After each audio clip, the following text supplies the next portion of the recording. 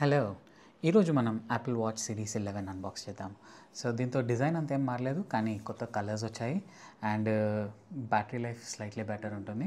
So చూద్దాం ఎలా ఉందో. బాక్స్ అంతా సేమ్ ఉంది ప్రీవియస్ ఇయర్స్కి.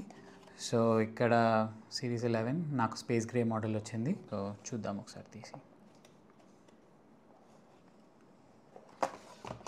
ఓకే, సో వాచ్ కూడా చూసేందుకు అలానే ఉంది. స్లైట్లీ థిన్నర్ ఉంది అండ్ బిగ్గర్ బ్యాటరీ ఉంది, బట్ అది కాకుండా సేమ్ ఐఫోన్ డిజైన్, అదే యాపిల్ వాచ్ డిజైన్ కాకుండా ఏం మారలేదు. అండ్ ఇది కూడా ఏం మారలేదు లాస్ట్ ఇయర్కి చూస్తే. USB-C కనెక్టర్ ఉంది అండ్ ఇక్కడ బ్రేడెడ్ కేబుల్ డిజైన్ ఉంది. సో దట్ కొంచెం డ్యూరబిలిటీ బెటర్ ఉంది ప్రీవియస్ జనరేషన్స్ కంటే.